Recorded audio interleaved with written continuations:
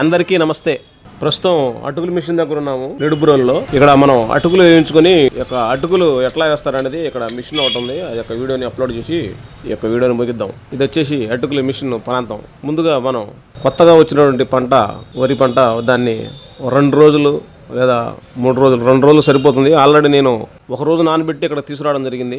అయితే వారు 2 రోజులు నానబెట్టి తీసుకురండి అటుకులు బాగా వస్తాయని చెప్పడం వల్ల 2 రోజులు నానబెట్టి ఈ యొక్క వడ్లుని తీసుకురావడం జరిగింది. వడ్లును తీసుకొచ్చిన తర్వాత ఇక్కడ ఉన్నటువంటి అటుకుల మిషను ముందుగా మనం ఏ విధంగా అయితే పాప్కార్న్ అంటే వేడివేడిగా అంటే పాప్కార్న్ అంటే మొక్కజొన్న విత్తనాలను తీసుకొచ్చి వేడి చేసి ఆ వేడి అవ్వడం వల్ల లోపల నుండి పిండి పదార్థం బయటకు వచ్చి మనకు పాప్కార్న్ లాగా ఎట్లయితే మనకు వస్తుందో అట్లాగే అదేవిధంగా ఇక్కడ కూడా ఈ వడ్లు అనేది బాగా నీళ్ళలో నానబెట్టి తీసుకొచ్చిన వడ్లని ఇక్కడ బాగా వేడిగా చేసినటువంటి పొయ్యిలో వాళ్ళు పొయ్యి బాగా మండించి పక్కన వాళ్ళు ఈ విధంగా బాండి అవి పెట్టి దాంట్లో ఆల్రెడీ ఇసుక బాగా వేడెక్కి ఉంటుంది.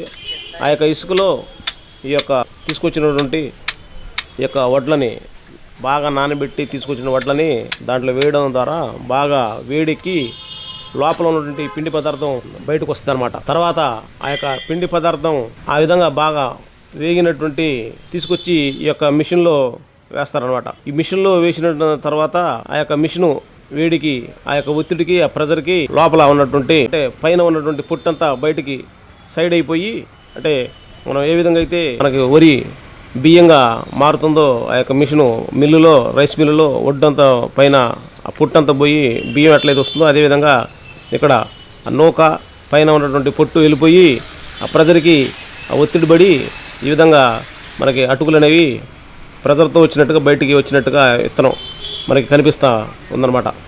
ఈ విధంగా అటుకులు మనం తీసుకోవడం జరిగింది. ఇక్కడ మానిక 20 రూపాయలు అట్లా తీసుకోవడం జరిగింది. 5 మానికలు 100 రూపాయలు. అంటే గ్రామీణ లెక్కల్లో మనకి తూములని అలాగే మానిక షేర్లు అడ్డాలు ఈ విధంగా పేర్లతో ఉంటాయి. మనకు తెలిసి కిలోగ్రాములు కేజీ 2 కేజీలు 3 కేజీలు 1/2 కేజీలు అవి మనకు తెలుసు. గ్రామీణ లెక్కల్లో వాళ్ళు ఆ విధంగా మన దగ్గర ఛార్జ్ చేయడం జరిగింది. ఈ యొక్క అటుకుల మిషను నిడుబురల్లో మనకి రాజకీయ పాఠశాల అనేది ఒకటి ఇంతకుముందు నెలకొల్పి ఉండడం జరిగింది. ఆ యొక్క పాఠశాలని ప్రస్తుతం అది పాడైపోయింది. ఆ యొక్క రాజకీయ పాఠశాల పక్కనే ఇది ఉందన్నమాట. కాకపోతే ఇక్కడ చాలామందికి ఇక్కడ రాజకీయ పాఠశాల ఉన్నట్టుగా తెలియదు అనమాట.